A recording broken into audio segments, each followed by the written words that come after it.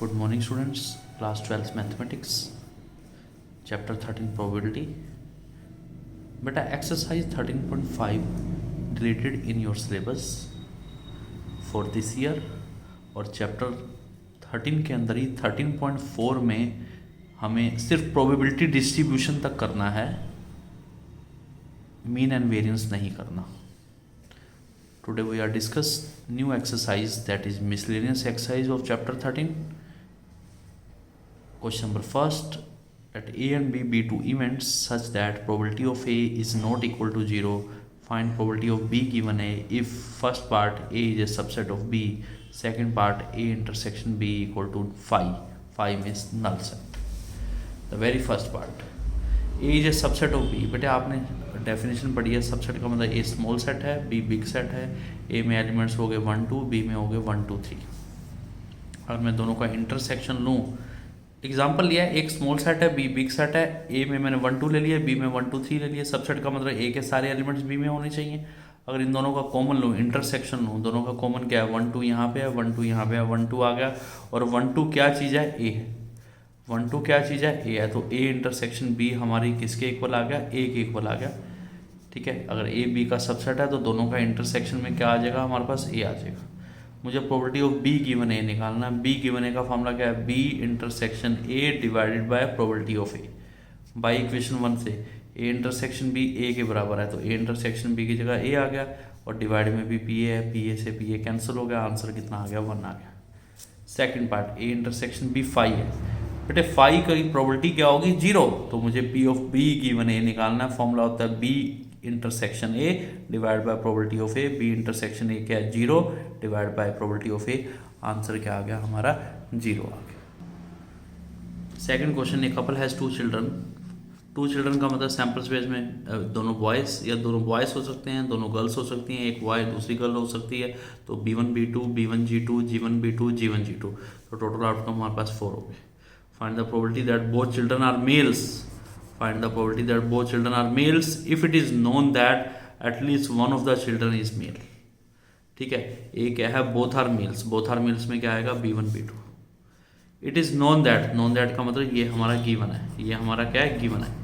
given at least one of child is male. B क्या है, at least one of the children is male.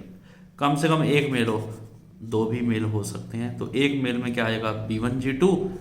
एक mail में क्या आएगा, B1 G2 G1 B2. दोनों mail में क्या आ जाएगा, B1 B2 आ जाएगा. ठीक है बेटा, एटलीस्ट कम से कम एक मेल होना चाहिए. इसमें से देखो एक मेल वाले, एक या एक से ज़्यादा मेल मीन्स एक बॉय वाले भी ले लो और 2 बॉयज़ वाले भी ले लो. 1 बॉय वाले B1 G2 G1 B2 और 2 बॉयज़ वाले B1 B2. इन दोनों में कॉमन देखिए, B1 B2 यहाँ भी है, B1 B2 यहाँ कॉमन आ गया. मुझे ए गिवन बी निकालना. फॉर्मूला है A intersection B divide by probability of B. A intersection B में कितने हैं, 1 डिवाइड बाय 4. बी में कितने हैं हमारे पास, 3 डिवाइड बाय 4. 4 से 4 कैंसिल, 1/3 हमारा answer. Second part, find probability that both children are female if it is known that either child is a female. ठीक है. Find probability that both children are female. A क्या है, both are female. Both are female में क्या आएगा, G1 G2. If it is known that means given that कि elder child is female. ये क्या दे रखा है मुझे, if it is given that Elder child is female. Elder का मतलब जो बड़ा है वो फीमेल होना चाहिए. ठीक है. बड़ा फीमेल कौन सी है, बड़ी फीमेल कौन सी है बेटे, देखो ये G1 B2 और G1 G2. जो नंबर 1 मीन्स फर्स्ट टाइम जो बड़ा बच्चा है वो एल्डर है, वो क्या है, गर्ल होनी चाहिए. तो क्या आएगा, G1 B2 G1 G2. ये दोनों आ जाएंगे. दोनों में कॉमन क्या आ रहा है बेटे, G1 G2 कॉमन आ रहा है. और मुझे P of A given B निकालना. तो P of A given B का फॉर्मूला क्या है, P of A intersection B divide by probability of B. इसकी प्रोबेबिलिटी क्या है, 1/4. इसकी क्या है, 2/4 कैंसिल होकर 1/2. Question number 3, suppose 5% of men and 0.25% of women have grey hair. ठीक है. a grey haired person is selected at random. ठीक है. suppose 5% of men and 0.25% of women have grey hair. a grey haired person is selected at random. what is probability that of this person being male? assume that equal number of males and females. पहले तो बेटे हमें पता होना चाहिए कि किस topic का क्वेश्चन है. ये हमारा बेस थ्योरम का क्वेश्चन है. ध्यान से देखिए, if equal number of males and equal number of females, what is the probability that this person is selected is male? तो E1 क्या है, मेल इज सिलेक्टेड, E2 क्या है, फीमेल इज सिलेक्टेड, दोनों इक्वल है, प्रोबेबिलिटी ऑफ E1 क्या आ गई 1/2, probability of E2 भी क्या आ गई 1/2। ठीक है, a grey haired person is selected at random, A क्या है, grey haired person is selected at random. ठीक है, what is the probability that of this person being male, probability that person is male given that grey haired person is selected. Person is male का मतलब क्या है, मुझे निकालना है E1 given ए find out करना है, probability of E1 into A given E1 divide by probability of E1 A given E1 plus probability of E2 into A given E2, this is by Bayes theorem, by Bayes theorem. अब आपको पता है कि ए given E1 का मतलब क्या है, ए का मतलब है ग्रे हेयर्ड पर्सन की प्रोबेबिलिटी जब वो एक मेल है, ग्रे हेयर्ड पर्सन की प्रोबेबिलिटी जब वो एक मेल है, वो कितना है 5% है, 5% में 5/100। ए गिवन E2 का मतलब ग्रे हेयर्ड पर्सन की प्रोबेबिलिटी जब वो एक फीमेल है, और वो कितना है 0.25%, 0.25%, पॉइंट हटाया नीचे 100, परसेंट आया नीचे 100, इन चारों वैल्यूज को हम यहाँ पुट कर देंगे। दोबारा से देखिए, ए गिवन E1 का मतलब है ग्रे हेयर्ड पर्सन की प्रोबेबिलिटी जब वो एक मेल है, तो मीन्स ग्रे हेयर्ड मेल कितने गिवन है 5%, तो 5/100। A given E2 means grey haired की प्रोबेबिलिटी जब वो एक फीमेल है, तो फीमेल ग्रे हेयर्ड वो कितने हैं 0.25%, 0.25% हटाया नीचे 100, पॉइंट हटाया नीचे 100, इन चारों वैल्यूज को इसमें पुट कर देंगे, you will find the answer. Miscellaneous का 13 question, assume that the chances of a patient having heart attack is 40%. It is also assumed that meditation and yoga course reduces the risk of heart attack by 30%, and prescription of a certain drug reduces its chances by 25%. At a time, a person can choose any one of the two options with equal probabilities. It is given that after going through one of the two options, the patient selected at random suffers a heart attack. Find the probability that the patient followed the course of meditation and yoga. ठीक है, followed the course of meditation and yoga. ठीक है, question में क्या given है कि at a time patient can choose any one of the two options with equal probability. दो option कौन कौन सी हैं, या तो पेशेंट चूज करेगा मेडिटेशन एंड योगा, E2 क्या होगा, या तो पेशेंट चूज करेगा सर्टेन मेडिकल ड्रग, तो दवाइयाँ हो गई। ठीक है, मेडिसिन, तो विद इक्वल प्रोबेबिलिटीज, अगर वो E1 सेलेक्ट करता है उसकी प्रोबेबिलिटी भी 1/2 है, अगर वो मेडिकल ड्रग्स सेलेक्ट करता है तो उसकी प्रोबेबिलिटी भी 1/2 है।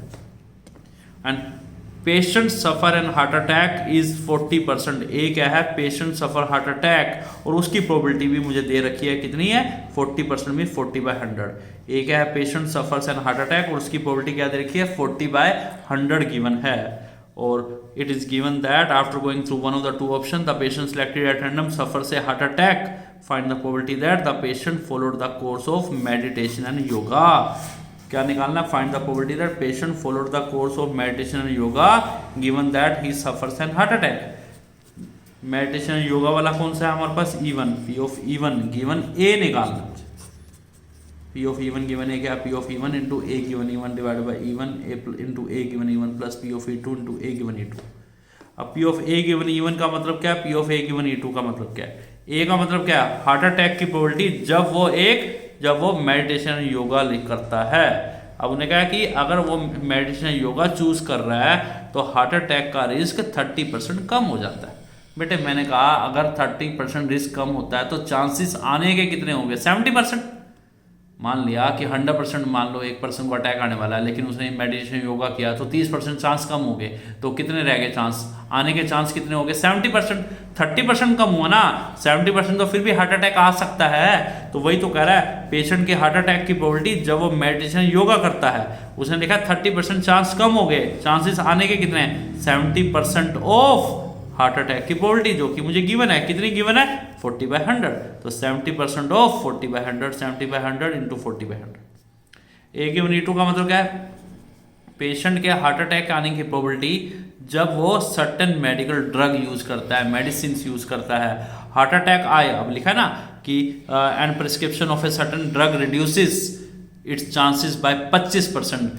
मेडिकल यूज करने पे, मेडिसिन यूज करने पे हार्ट अटैक की प्रोबेबिलिटी 25% कम हो जाती है, आने के चांसेस कितने हो गए 75%। तो क्या बन गया 75% ऑफ हार्ट अटैक की प्रोबेबिलिटी 40/100, 75/100 इंटू 40/100, इसको इसमें पुट कर देंगे बेस थ्योरम में, आपका आंसर आ जाएगा। Question number 16 is very important question. Bag 1 contain 3 red and 4 black balls. Bag 2 contain 4 red and 5 black balls. One ball is transferred from bag 1 to bag 2 and then a ball is drawn from bag 2. एक ball bag 1 से bag 2 में transfer करनी है और फिर एक ball निकालनी है बैग 2 में से। The ball so drawn is found to be red in colour. जो बॉल बाहर निकली है वो कौन से कलर की है? रेड कलर की है। Find the probability that transfer ball is black. ठीक है, दोबारा से सुनो। बैग 1 में 3 रेड 4 ब्लैक टोटल 7, बैग 2 में 4 रेड एंड 5 ब्लैक टोटल कितने हो गए? 9।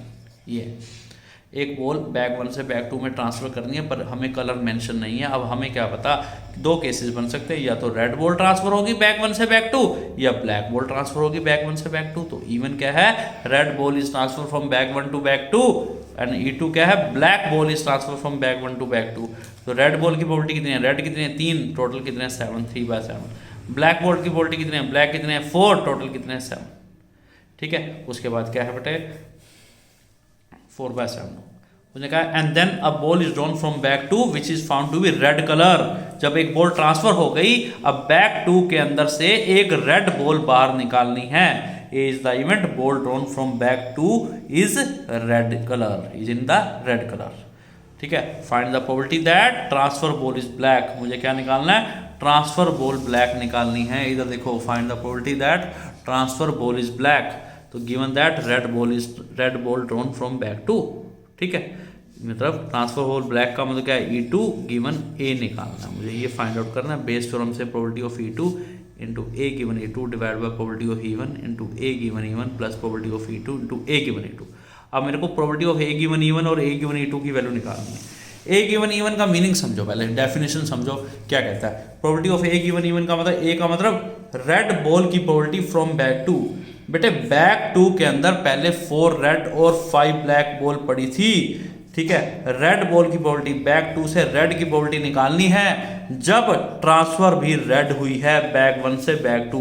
जब यहाँ से एक रेड ट्रांसफर हुई है तो बैग 2 में पहले 4 रेड और 5 ब्लैक थे। देखो 4 रेड और 5 ब्लैक थे और एक रेड यहाँ से ट्रांसफर होगी प्लस 1 रेड लिख दिया मैंने। तो अब बैग 2 में कितने हो गए? 5 रेड और 5 ब्लैक। तो अब टोटल कितनी होगी? 10। अब इस बैग से रेड की प्रोबेबिलिटी कितनी है? रेड कितने हो गए? 5 और टोटल कितने हैं? 10, 5/10। क्लियर है बेटा? ऐसे ही ये देखिए, A गिवन E2 का मतलब रेड बॉल निकालनी है बैग 2 से। इनिशियल बैग 2 में हमारे पास बैग 2 में 4 रेड और 5 ब्लैक बॉल पड़ी थी। बैग 2 से मुझे कौन सी बॉल निकालनी है? रेड की प्रोबेबिलिटी निकालनी है। जब ट्रांसफर बॉल कौन सी हुई थी बैग 1 से बैग 2? वो ब्लैक हुई थी।